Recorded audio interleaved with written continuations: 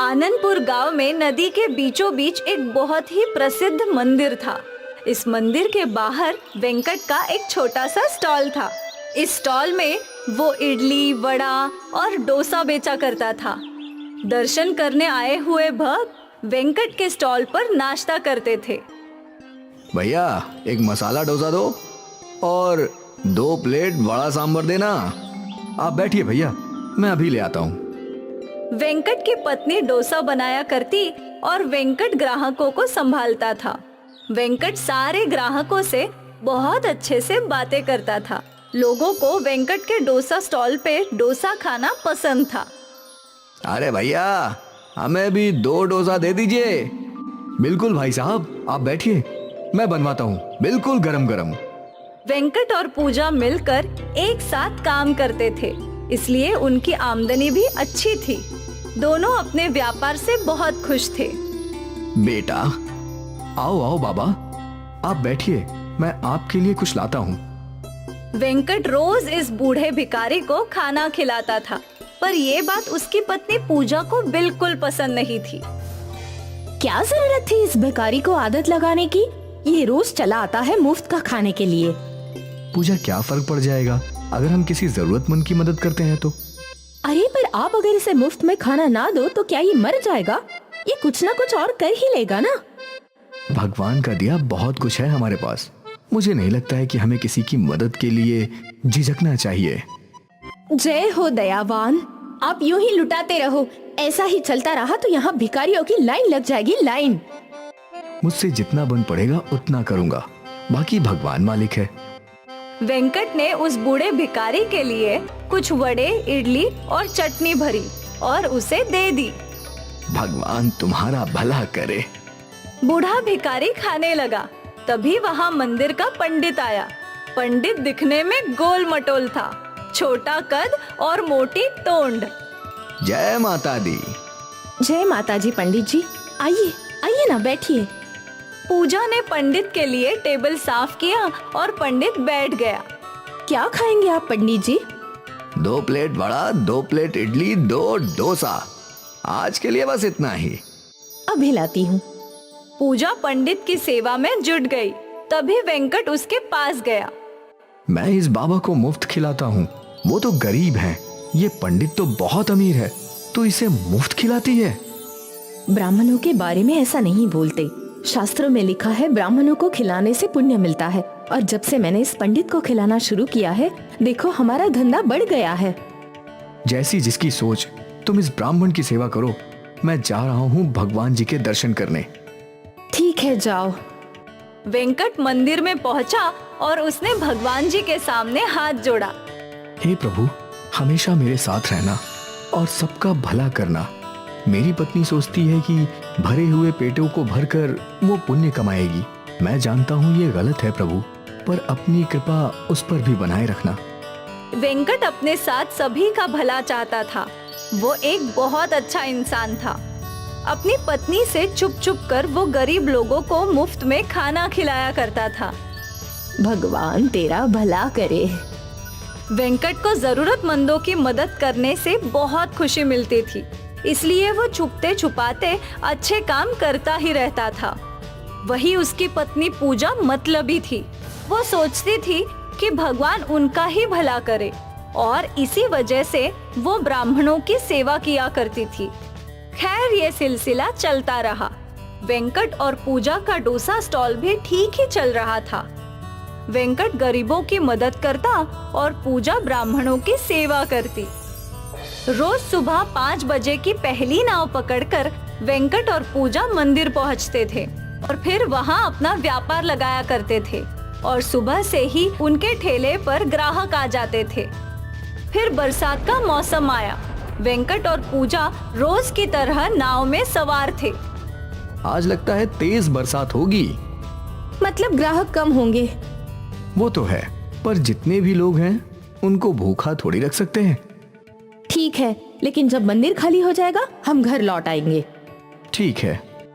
वेंकट और पूजा नदी पार करके मंदिर के पास पहुँचे और रोज की तरह उन दोनों ने अपना ठेला लगाना शुरू किया। बरसात तेज हो रही थी। मुझे नहीं लगता आज कुछ खास ग्राहक आएंगे। देखते हैं। बस तभी 2-3 लोग उनके ठेले पे आए। आइए आइए भैया, बैठिए। हमें 3 प्लेट इडली और 2 प्लेट वड़ा दे दो। जी अभी लाया। पूजा ने इडली वड़े तैयार किए और वेंकट ने ग्राहकों को दे दिए। ग्राहकों ने खाना शुरू किया। उन सबका खाकर खत्म हो गया, पर फिर भी बरसात नहीं रुकी। लगता नहीं है आज ये बरसात रुकेगी। हाँ, बरसात के कारण मंदिर में श्रद्धालु भी कम हैं। उस आदमी ने वेंकट को पैसे दे दिए। हम लोग कुछ देर यहीं इंतजार करेंगे, बरसात रुकते ही चले जाएंगे। जी चलेगा। वो लोग काफी देर तक इंतजार करते रहे, पर बरसात नहीं थमी। फिर वो लोग भीगकर नदी तक पहुँचे। नदी का विकराल रूप देखकर वो हैरान थे। नदी में एक भी नाव नहीं थी और नदी के पानी का स्तर बढ़ता ही जा रहा था।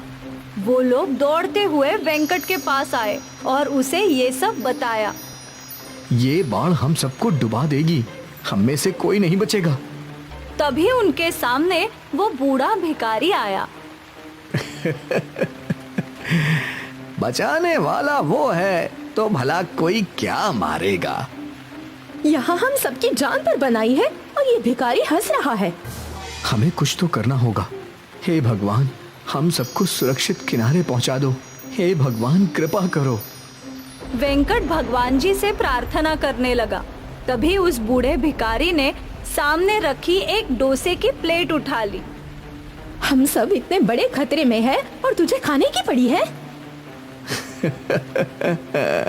मेरे पीछे आओ। भिखारी के साथ सभी लोग नदी के पास पहुँचे। भिखारी ने उस डोसे की प्लेट को जमीन पर रख दिया और अपनी आंखें बंद कर ली और जादू से उस डोसे का आकार बढ़ने लगा। डोसे का आकार इतना बड़ा हो गया कि मानो बड़ी नाव हो।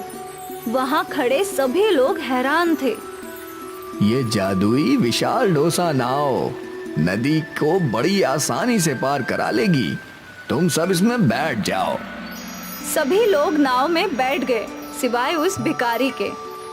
आप भी आइए। नहीं बेटा, मुझे बचाने वाला वो है, तुम सब जाओ। भिखारी के इशारा करते ही विशाल डोसा नाव नदी में तैरने लगी। पानी की बड़ी बड़ी लहरों का उस नाव पर कोई असर नहीं था। अंदर बैठे सभी लोग सुरक्षित थे। वो सभी लोग दूसरी ओर पहुंच गए। सभी ने भगवान जी का शुक्रिया किया और उनके उतरते ही विशाल डोसा नाव पानी में डूब गई। आज वेंकट के साथ सभी लोगों ने एक करिश्मा देखा था, विशाल डोसा बोट का करिश्मा।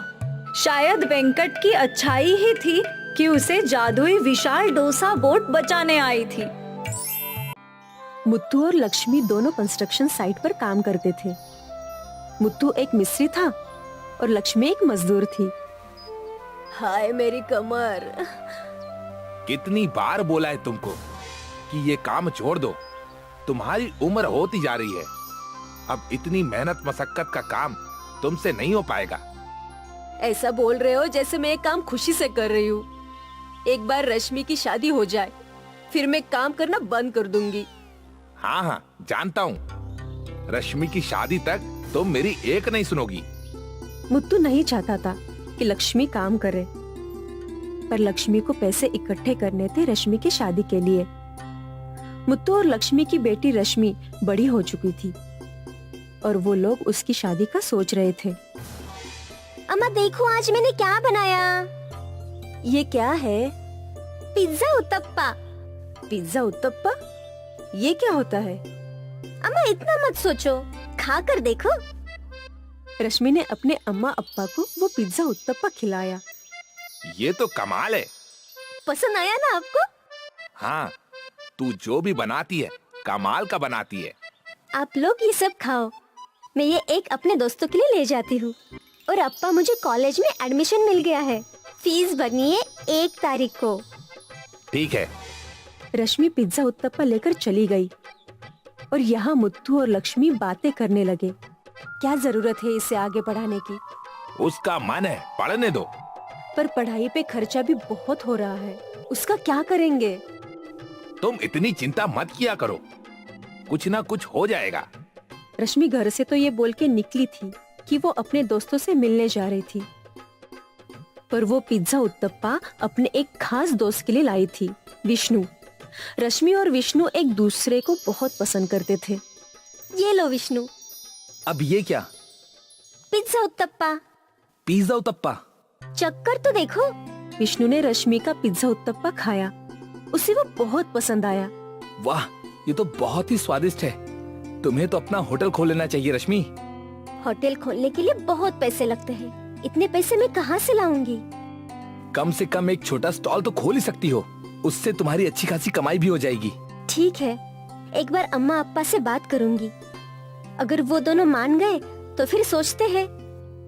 ठीक है। विष्णु को रश्मि के हाथ का बनाया हुआ खाना बहुत पसंद था।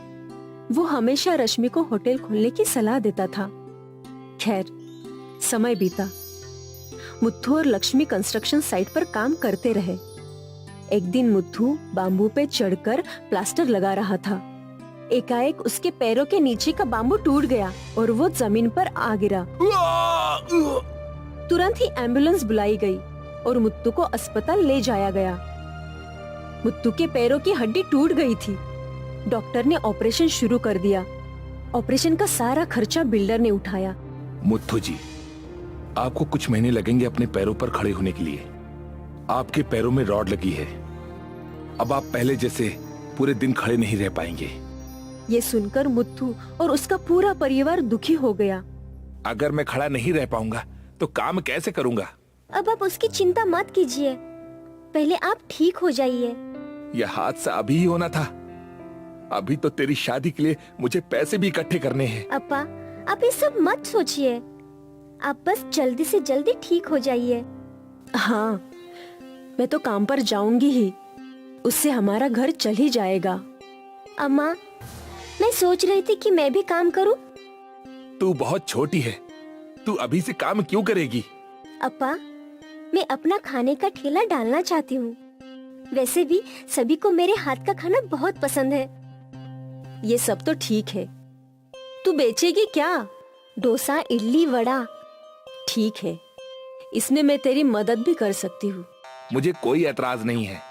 तू कॉलेज भी जा पाएगी और काम भी कर पाएगी। रश्मि का ठेला खोलने का आइडिया मुत्तू और लक्ष्मी को बहुत पसंद आया। इस बहाने उन दोनों को आर्थिक मदद भी मिल जाएगी। अगले ही दिन रश्मि ने घर के बाहर ही ठेला लगाया। वो अपने ठेले पे इडली, वड़ा और डोसा बेच रही थी। हेलो, एक प्लेट वड़ा देना। जी। रश्मि का वड़ा स्वादिष्ट था, इसलिए लोगों को पसंद आ रहा था। उस आदमी ने रश्मि को पैसे दिए और उन पैसों को देखकर रश्मि खुश थी। ये उसकी पहली कमाई थी। इस ग्राहक के बाद कई और ग्राहक इडली वड़ा खाने आए। कुछ देर बाद वहाँ विष्णु आया। तो आखिरकार तुमने स्टॉल खोल ही दिया, हाँ? हाँ, देखते हैं क्या होता है। जो भी होगा अच्छा होगा। फिलहाल मुझे बहुत भूख लगी है, तो मुझे तुम एक मसाला डोसा दे दो। अभी बनाती हूँ। डोसे की खुशबू आसपास फैल गई और फिर कई ग्राहक डोसा खाने आने लगे। रश्मि खुश थी कि उसका धंधा चल पड़ा था। अब से वो रोज घर के बाहर स्टॉल लगाया करती थी और उसकी अच्छी खासी आमदनी भी हो रही थी। फिर कुछ दिनों के बाद उसकी पड़ोसन ने वहाँ पकोड़े बेचना शुरू कर दिया। वो गर्मा गर्म पकोड़े छाना करती थी। पकोड़ों की खुशबू सारे ग्राहकों को आकर्षित करती और जो लोग वड़ा खाने आया करते थे वो भी पकोड़े के स्टॉल पर जाकर पकोड़े खाया करते थे। अब रश्मि परेशान हो गई। उसे समझ नहीं आ रहा था। उसने ये सारी बातें विष्णु को बताई। तुम कुछ ऐसा बेचो जो कोई नहीं बेचता, मतलब एकदम हटके। तुम्हारा वो पिज्जा उत्तप्पा, वो बेचो। लेकिन वो तो थोड़ा महंगा बिकेगा। हमें कुछ ऐसा सोचना चाहिए जो किफायती भी हो और हटके भी हो। पर क्या? तभी रश्मि का ध्यान पकोड़े वाली की कढ़ाई पर गया और उसे एक आइडिया आया। कढ़ाई डोसा? डोसा तो तवे पर बनता है, तो कढ़ाई में डोसा कैसे बना सकते हैं? हाँ, बना सकते हैं विष्णु। रुको, मैं अभी आई। रश्मि घर के अंदर गई और एक छोटी कढ़ाई लेकर आई। रश्मि ने तवा हटाकर कढ़ाई चूल्हे पर रख दी और फिर उसमें डोसा का आटा डाला और कढ़ाई को हिलाकर आटा फैला दिया और फिर डोसे के पकने का इंतजार करने लगी। जैसे ही डोसा पक गया, उसने वो डोसा निकाल कर प्लेट पर रख दिया और उसमें चटनी और सांभर डाल दिया। ये देखो कढ़ाई डोसा। वाह, ये कितना अलग दिख रहा है। और स्वाद भी अलग होगा, खाओ। विष्णु वो कढ़ाई डोसा खा ही रहा था कि वहाँ दो लड़के आए। मुझे भी ना एक ऐसा ही डोसा देना। मुझे भी। रश्मि ने एक एक करके 2 डोसे बनाए और दोनों को दे दिए। अच्छा है। वैसे इसे बोलते क्या है? कढ़ाई डोसा। और इसी दिन से रश्मि का कढ़ाई डोसा मशहूर हो गया। लोगों ने डोसा हमेशा तवे पे बनते देखा था, लेकिन ये अलग था और स्वादिष्ट भी था। रश्मि के स्टॉल पर ग्राहकों की गर्दी बढ़ गई थी। देखते ही देखते उसने बड़ा दुकान खोल दिया और अब उसके अम्मा अप्पा भी उसी के साथ काम करते थे। रश्मि अपने कढ़ाई डोसे की वजह से दिन दुगनी रात चौगनी तरक्की कर रही थी। रश्मि ने विष्णु को अभी अपने अम्मा अप्पा से मिलवाया और उन दोनों की शादी तय हो गई। तुझे इसकी शादी के लिए पैसों की चिंता थी ना? देख, आज ये इतना कमा रही है कि ये हम दोनों को अच्छे से संभाल सकती है। हाँ, सोचा नहीं था कि हमारी रश्मि इतने पैसे कमाएगी कि हमें इसकी शादी के बारे में सोचना ही नहीं पड़ेगा। कुछ महीनों बाद रश्मि और विष्णु की बड़ी धूमधाम से शादी हुई और अब चारों मिलकर रश्मि का कढ़ाई डोसा सेंटर चलाते थे। एक छोटे से आइडिया ने रश्मि की किस्मत बदल दी। भीखू एक छोटे से परिवार से था जिसमें उसकी पत्नी मधु और बेटी मीरा थी। दिन ब दिन आपकी आमदनी कम होती जा रही है। आपको ये चाट का व्यापार छोड़कर कोई काम काज करना चाहिए। कम से कम हमारा पेट तो भरेगा। तुम तो जानती हो कि मैं बरसों से ये चाट का ठेला लगा रहा हूँ। अब अगर ये ठेला चल नहीं रहा तो मैं इसे बंद थोड़े ना कर सकता हूँ। मुझे यकीन है कि कुछ दिनों में सब कुछ ठीक हो जाएगा और लोग मेरे ठेले पर भी चाट खाने आएंगे। हाँ हाँ, जब से तुम्हारे ठेले के बगल में उस रमणीक ने चाट का ठेला लगाया है, सारे लोग उसी के ठेले पर भीड़ जमाए खड़े रहते हैं। अब मैं और क्या कर सकता हूँ?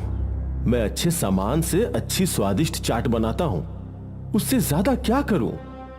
कुछ भी करो और घर में पैसे लाकर दो, वरना मैं मीरा को लेकर अपने बाबा के घर चली जाऊंगी।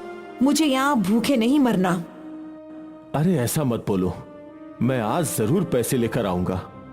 भीखू ने अपना सामान उठाया और अपने ठेले के लिए निकल गया। रास्ते में वो सब्जी मंडी में रुका। अरे भैया, मुझे 2 किलो आलू और 2 किलो प्याज देना। सब अच्छे देना। अरे भाई, तुम्हारा तो चाट का ठेला है ना, तो अच्छे अच्छे आलू प्याज क्यों खरीदते हो? तुम्हें तो सड़े गले आलू प्याज भी चलेंगे। वो तो मैं तुम्हें कम दामों में बेच सकता हूँ, सोच लो। नहीं नहीं, ये चाट का ठेला मेरी रोजी रोटी है, मैं इसमें बेईमानी नहीं कर सकता। तुम तो मुझे अच्छे अच्छे आलू और प्याज ही दो। ठीक है। तभी वहाँ रमणीक भी आया। मुझे 3 किलो आलू और 3 किलो प्याज देना। अच्छे वाले? नहीं नहीं, सस्ते वाले। मुझे कौन सा खुद खाना है। अरे भाई, लेकिन तुम अपने ग्राहक को तो यही खिलाओगे ना? ये अच्छी बात नहीं है। अरे क्या अच्छा क्या बुरा, ये तुम मुझे मत सिखाओ। हाँ, मेरा मैं देख लूंगा। तुम अपने ठेले पर अच्छे वाले आलू प्याज से चाट बनाओ और खुद ही खाओ। वैसे भी तुम्हारे ठेले पर आता ही कौन है? भीखू का मुंह छोटा हो गया और वो वहां से चल पड़ा। भीखू के बगल में ही रमणीक अपना चाट का ठेला लगाता था। रमणीक का चाट का ठेला खुलते ही वहां ग्राहकों की भीड़ लग जाती थी और भीखू के ठेले पर कोई भी नहीं आता। आइए आइए, स्वादिष्ट चाट खाइए। समोसा चाट, आलू चाट, पापड़ी चाट, दही चाट।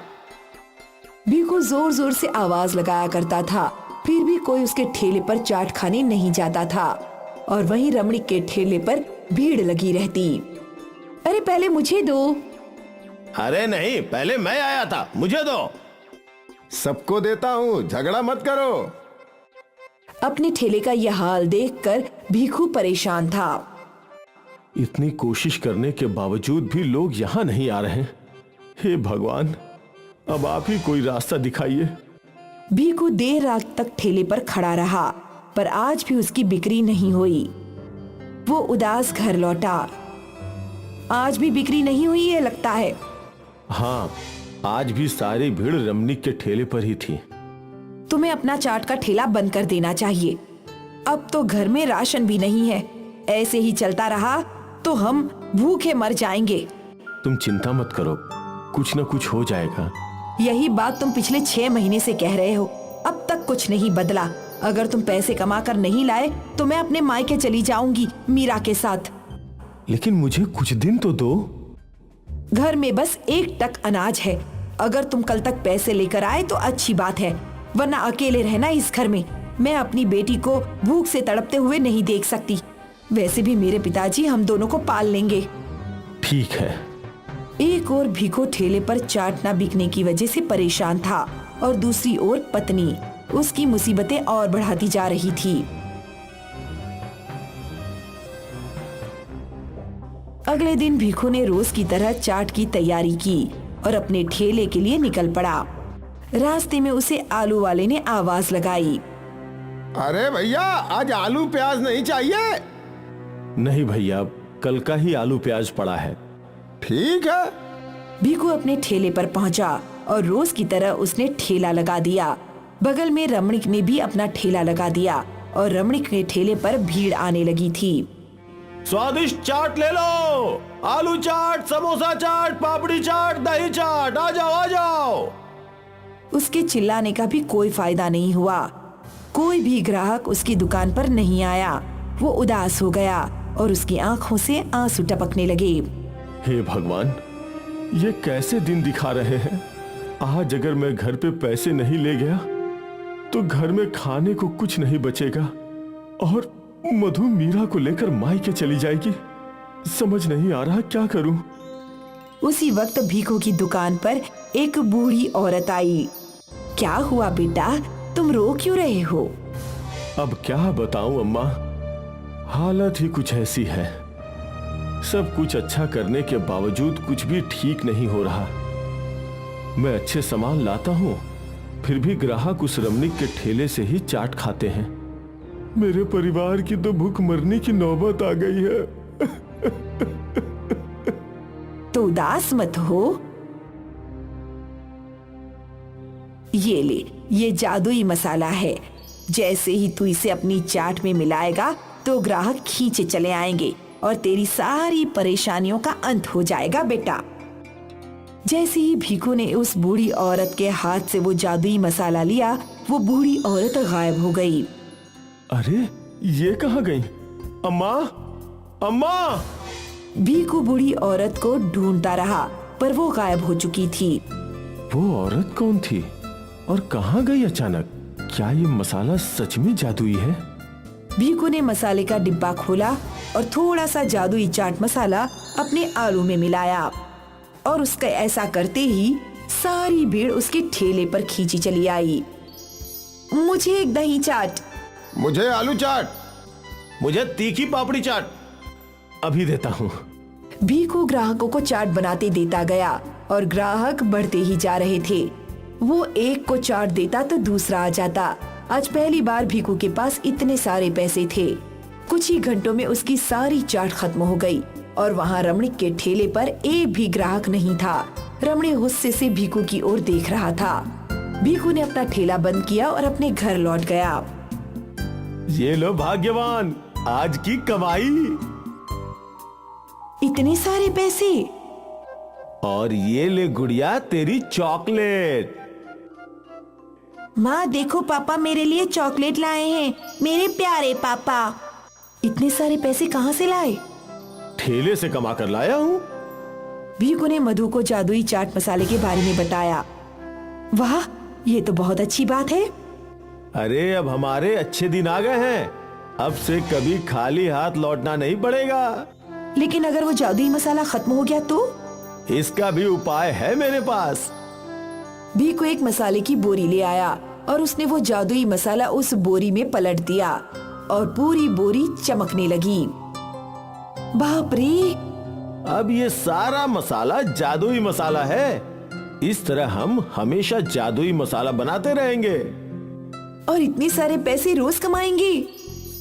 अगले दिन से भीखू खुशी खुशी अपना ठेला खोलने लगा, क्योंकि ठेला खोलते ही ग्राहकों की भीड़ लग जाती थी।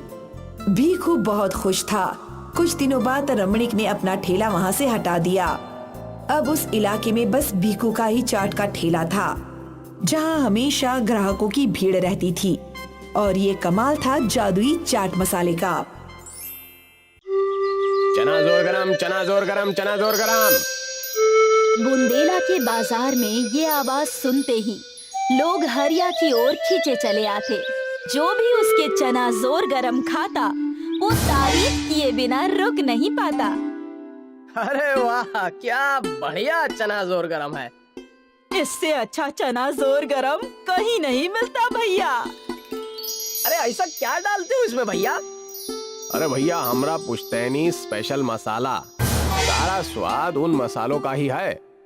बहुत ही बढ़िया भैया, बहुत ही बढ़िया।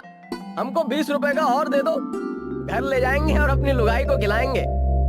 हाँ ठीक है भैया जी, ठीक है। हरिया चलते फिरते लोगों को चना जोर गरम बेचा करता था और उसकी अच्छी खासी कमाई हुआ करती थी। संदीप हरिया को रोज देखता और रोज मन ही मन में सोचा करता था, ये हरिया बिना दुकान या ठेले के बहुत अच्छा कमाता है, और एक हम हैं, भेल की दुकान डाल के बैठे हैं। ससुरे ग्राहक ही नहीं आते यहाँ तो। लगता है बुंदेला के लोगों को चना जोर गरम ज्यादा ही पसंद है। हाँ वो तो है। तो क्यों ना आप भी चना जोर गरम बेचे? अरे मैं भी वही सोच रहा हूँ। कल ही बाजार से चना जोर गरम और मसाला लेके आते हैं, फिर देखेंगे कि कैसे ये हरिया हमरे सामने टिकता है। संदीप और उसकी पत्नी को लग रहा था कि चना जोर गरम बेचना आसान होगा। अगले दिन संदीप ने अपनी भेल की दुकान में चना जोर गरम भी रखा और बाहर चना जोर गरम की तस्वीर भी लगा दी। तस्वीर देखकर एक औरत उसके दुकान पर आई। अरे भैया, तुम भी चना जोर गरम रखने लगे हो क्या? हाँ हाँ दीदी, आप कहें तो बना दें क्या? हाँ हाँ बनाओ, आज तुम्हारे हाथों का स्वाद भी चख लेते हैं। हरिया भैया जितना अच्छा भी नहीं है। इसके बाद कई और लोगों ने संदीप का चना जोर गरम चखा और सबने संदीप को यही बताया। और कुछ देर बाद जब हरिया घूमता घूमता वहाँ पहुँचा तो सारे ग्राहक उसके पास चले गए। अरे भैया, हमको 20 रुपए का दे दो, हमको भी। ग्राहकों को ऐसा भागता देख संदीप और जलने लगा। जाने इस हरिया ने ग्राहकों पर क्या जादू कर रखा है। सुने नहीं, उसके मसाले में जादू है। और हमने ये भी सुना है कि ये उसका खानदानी मसाला है। उसके दादा परदादा बताए गए थे। तो अब हम क्या करें? तुम उस मसाले को बनाने का तरीका सीख लो तो सारे ग्राहक तुम्हारे। अरे तरीका सीखना इतना सरल है क्या? सरल तो नहीं है, पर हमारे पास एक आइडिया है। मधु ने संदीप के कान में अपना आइडिया बताया और दोनों मुस्कुराने लगे। अगले दिन हरिया के घर के बाहर 15 साल का लड़का भीख मांगने आया। उसने हरिया का दरवाजा खटखटाया। अरे भैया, कुछ खाने को दे दो, 2 दिन से भूखे हैं। हरिया दयालु था। वो तुरंत घर के भीतर गया और उस बच्चे के लिए खाना ले आया। उस बच्चे ने हड़बड़ी में खाना खाया और फिर हरिया ने उससे पूछा, अरे तुम यहाँ अकेले क्या कर रहे हो? तुम्हारे माता पिता कहाँ हैं? पिताजी तो बचपन में मर गए और माँ को मरे 2 महीने हो गए। तब से यहाँ वहाँ काम की तलाश में भटक रहे हैं। भूखे और हमको कोई काम ही नहीं देता। अरे रो मत मुन्ना, हम है ना। तुम हमरे पास काम कर लो, हम तुमको भर पेट खाना भी देंगे और तुम यहीं हमारे साथ रह सकते हो, ठीक है? भगवान हो। अरे अरे अरे रो मत। वैसे तुम्हारा नाम क्या है? मुरली शर्मा। हाँ ठीक है, आज से तुम हमरे साथ ही रहना। यहाँ तुम्हें कोनो चीज की तकलीफ नहीं होगी। धन्यवाद भैया, बहुत बहुत धन्यवाद। हरिया ने अनाथ मुरली को आश्रय दिया। हरिया मुरली को बाजार ले जाता और घर के छोटे मोटे काम भी दिया करता था। ये लो, 1 किलो टमाटर ले आओ और ये 10 रुपए तुम्हें ही रख लो। तुम्हें कुछ खाने का मन हो तो खा लेना। धन्यवाद भैया।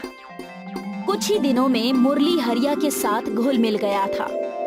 हरिया हमेशा अपना मसाला रसोई का दरवाजा बंद करके बनाया करता था, लेकिन एक दिन मुरली ने रसोई की खिड़की से सब कुछ देख लिया। कुछ देर बाद मुरली हरिया के पास आया। हाँ, हम जा रहे हैं। अरे पर कहाँ? आज हमें बाजार में हमारी चचेरी बहन मिल गई। अरे कौन? ओह, मधु दीदी। उनकी बाजार में भेलपुरी की दुकान है। अरे तू संदीप का साला है? तो पहले क्यों नहीं बोला? आज बाजार में दीदी मिली। उनको जब माँ के मरने का पता चला तो रोने लगी और हमको अपने साथ रखने के लिए तैयार हो गई। अब हम आप पर बोझ नहीं बनेंगे। हमारा इतना ध्यान देने के लिए बहुत धन्यवाद। कोई बात नहीं, ठीक है। हरिया समझ चुका था कि कुछ तो गड़बड़ है। मुरली को मधु ने भेजा था हरिया के मसाले का राज जानने के लिए। मुरली और मधु ने वो मसाला तैयार किया। एक बार खाओगे तो बार बार मांगोगे। चना जोर गरम स्पेशल मसालों के साथ। एक बनाओ भैया, देखते हैं तुम्हारे स्पेशल मसाले। हाँ, भाई लो। संदीप ने चना जोर गरम में वो मसाले मिला दिए। ये लीजिए। मिर्ची, मिर्ची, मिर्ची, इतनी मिर्ची। मधु ने उस औरत को पानी दिया। अरे ये स्पेशल मसाले हैं या सिर्फ मिर्ची है? इतना तीखा? तुम लोग हमको मारना चाहते हो क्या? वो औरत संदीप और मधु को खरी खोटी सुनाकर चली गई। संदीप और मधु मुरली की ओर देखने लगे।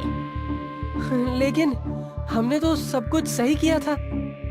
तभी वहाँ हरिया आया। बिटवा, तुमने तो सब कुछ सही किया, पर हमने तुमको गलत दिखाया। हम पहले ही समझ गए थे कि कुछ तो गड़बड़ है, क्योंकि तुम शरीर से इतने तंदुरुस्त थे। भला कोई गरीब इतना तंदुरुस्त कैसे हो सकता है? हाँ? अरे संदीप, तुमको हमारे मसाले का राज जानना था ना, वो तो हम तुमको नहीं बताएंगे। पर हरिया समझदार था, उसने अपना राज ही रखा।